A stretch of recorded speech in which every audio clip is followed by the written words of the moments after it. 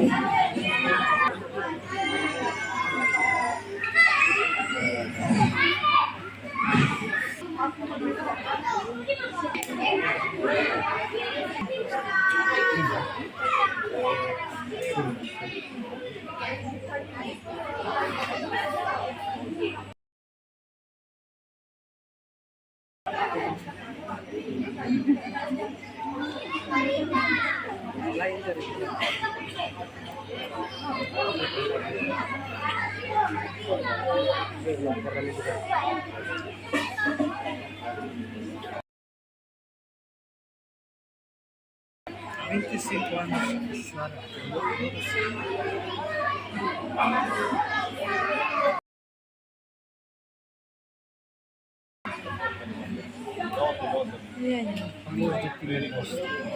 una clase de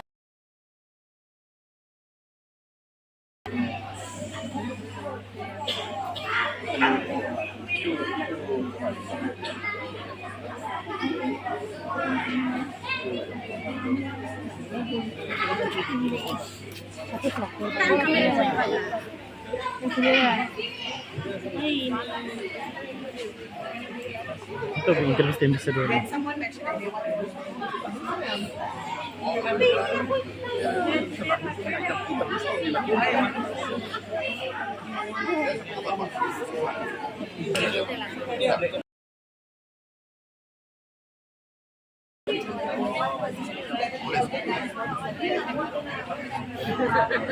Kita bersekali saja. Ya.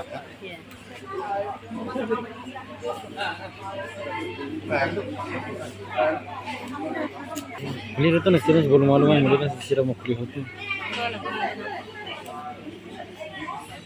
Apa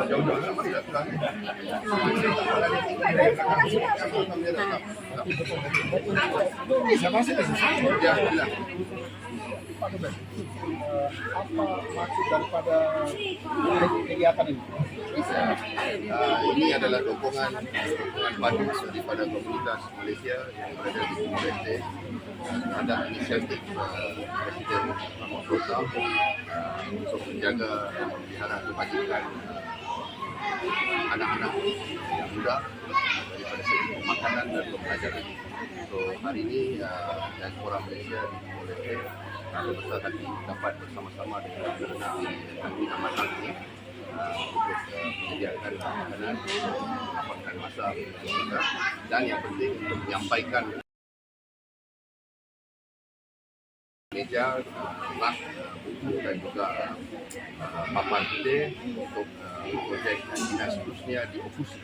Di Opusi saya fahamkan buka satu pusat karantina di sini untuk kita mendukung supaya perkara ini diperluaskan untuk manfaat anak-anak di Opusi. Itu tujuannya kita berada di sini.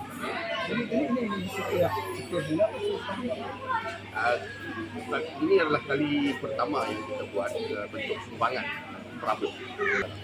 Sebelum ini Persatuan Wanita Kedutaan Besar Malaysia telah mainkan peranan sekali dua kali setahun bersama-sama dengan anak-anak di sini menyediakan makanan, beri bantuan bahan-bahan untuk masak. Makanan yang diberi oleh Bapak Presiden itu amat tepat. Jadi makanannya harus sihat. Tidak ada makanan yang terlalu manis, yang terlalu sihat. Pastikan dia balance dan nutrisinya itu baik untuk anak-anak.